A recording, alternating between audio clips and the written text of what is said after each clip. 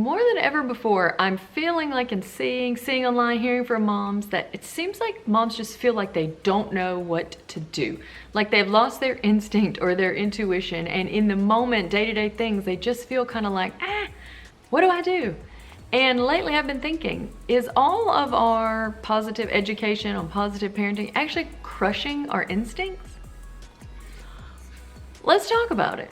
I'm Rachel, mom of 5, certified baby and toddler sleep consultant, language of listening coach, and I've been around the block around here on the interwebs for about a decade now. And I guess if you had to, nail me against the wall and threaten to steal my daily coffee, I would say I probably am a positive parent, I guess, because I don't really punish or have tons of consequences. But I don't really like these labels, and I actually think they might be hurting us. So first, before we talk about whether this explosion of gurus everywhere has actually crushed our own instinct and intuition and made life as a mom worse instead of better, let me read what the internet says positive parenting is. Parents who practice positive parenting don't use harsh punishment to correct problematic behavior. Instead, they proactively fulfill their kids' emotional needs through positive interactions, which can prevent a great deal of bad behavior from happening in the first place. They focus on connection, not punishment. No yelling, nagging, timeouts, and instead use positive interactions to correct behavior. They work toward a balance of meeting both parents' and child's needs. I like that last line. I talk about that a lot in my book, If Mama Ain't Happy. Creating win-wins for your kids so that you win and they win, that it's not kids always win, mama always loses. We're not gonna do that. This definition in itself leads me to my first point, which is that, is it really true that meeting all of your child's needs for connection is gonna mean that they don't act naughty or do things you didn't want them to do, or that they never act defiant, or that they always are cooperative? I don't think so. Now, I'm a Christian, so I have a different worldview than others, but I don't think that I can just create a perfect environment and that it means my child's going to be perfect, because I don't think they're gonna be perfect. Just like I know that I'm not perfect. Now, yes, it's true if a child feels very disconnected, very rejected, very left out, just very emotionally downtrodden, and their parents aren't at all tuned to this and sort of just shut up, get on with it, yelling at them, like, this is very damaging. Big fat duh. But what I feel like is a little bit more an insidious thought that has come from this general truth that we need to emotionally support our kids. That's true. But something that has kind of crept out of that and infiltrated down all in mama's heart is the idea that if we are perfectly connecting with them, they won't do anything wrong. So if they do something wrong, it's because we didn't pay them enough attention. We weren't present enough. We didn't spend enough individual time with them. We hurt their feelings somehow. For lack of a better word, this is bondage. So we can and should and need to connect with our kids. And in fact, I have a whole printable about this, 50 connection questions, just little ways that you can connect with your child's heart. This is obviously important, but connection is not a manipulation tool we use to get our kids to obey. If it was an emotional issue that needed to be addressed and your child needed to talk and get their feelings out, and you spend one-on-one time and they talk, that'll solve that. But a lot of times you can spend one-on-one time with your kid and come back home, and then they're gonna, 10 minutes later, they're smacking their sibling, they're stealing their toy, and they're talking back. Because connection does not make your child perfect. It doesn't. So I think sometimes the more we learn that our kids thrive if we're emotionally in tune to them, and this is good. But if we take it past its normal boundary and give it more meaning, we begin to think if we perfectly connect with them, they'll be perfect. No, they won't. My second point why I think sometimes like the positive parenting huge online movement has stolen a bit of our intuition is that when we see all of these reels and these memes and the stuff on social media, the pictures of the examples of what you shouldn't do and what you should do that are painted are so extreme. They're just so extreme that they're not relatable. So for example, I've seen lots of these. Actually, I have to stop watching them because they make me crazy. But it'll be like, for picky eating, for example, the examples set forth are you offer a child something to eat and they don't try it, they don't want to, and you're like, oh, you're such a picky eater. And then the positive extreme that they say is something like, you're so brave, like good for you for trying something new. They're just so extreme. Like, where most parents, if they offer their child something and they don't want it, they're not like, you horrible picky eater. But it is not intuitive in the slightest to tell your child they're brave for trying a piece of, like, you know, new way to cook broccoli. Like, you're never gonna think of that. And so it feels like, oh, okay, if that's the answer, I am not capable of having the answers because I would never think of that, right? This is just two extremes. It could just be like, you gonna try that? No? Okay, you might have liked it, but whatever. Better luck next time. This is the middle ground. It's like we don't have a middle ground now. One example that I heard of this mom was following her 3-year-old around who was like pitching a fit and throwing stuff and grabbing stuff in the living room. And the mom was like, following her around. So an extreme example would be like, you know, picking the little 3-year-old up and spanking them and shoving them in the room for an hour because they were throwing stuff, right? That's this extreme. The positive parenting extreme, which is where this mother took it, she was following her 3-year-old around saying, we don't need to throw things. Now, think about what you're doing. Now, I know that you're really wanting to get that aggression out. So, what? No, this is a 3-year-old. You just pick them up and you take them to another room. Like, so I feel like the polar examples that we're seeing are just, they don't make any sense. I saw another reel where these children are fighting over toys. And so the extreme example, you're always fighting, you bad kids. Like, yes, this might occasionally fly out of your mouth when you're angry, but this is not the normal response we have. The extreme positive parenting example, I can see you're really trying to solve this. No, they're not. They're trying to get the toy that they wanted from their sibling and they're fighting. Like, the middle is stop fighting, kids. Hey, there must be some way we can figure out how to resolve this. Okay, so what we've done, I feel like, is we've painted these social media gurus, you know, I guess in an effort to produce content. There, I said it. They're, you know, they're creating and painting these extremes.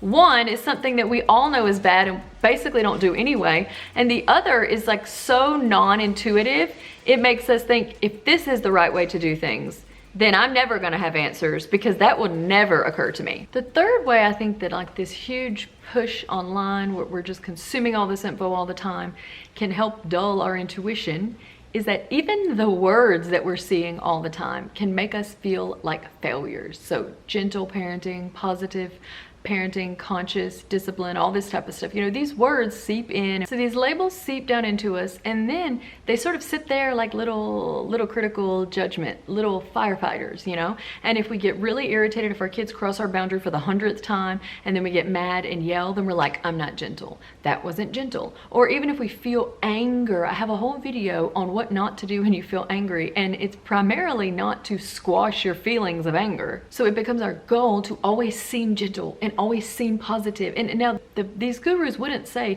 don't be human, be a robot, don't show any emotion. But what we do when we take all these labels in and these swirling and we're always getting these info, we're always seeing these reels that have 500,000 likes about how if your child slaps your other child, you just be like, I know, you were so overwhelmed. This is not intuitive at all. So this is just, it has made us think, I intuitively don't know how to parent.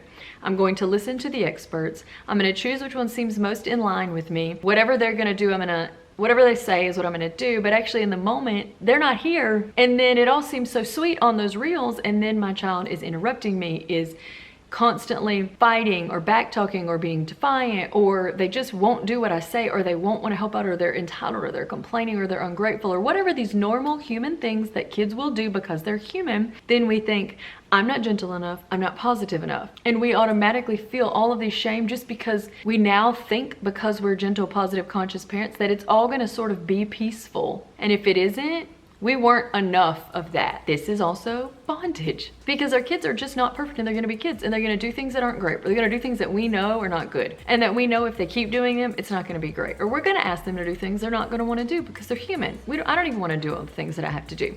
And when this happens, I don't need to think, if I ask them and they refuse and I'm frustrated, this makes me human. This doesn't mean I'm not positive or gentle or conscious.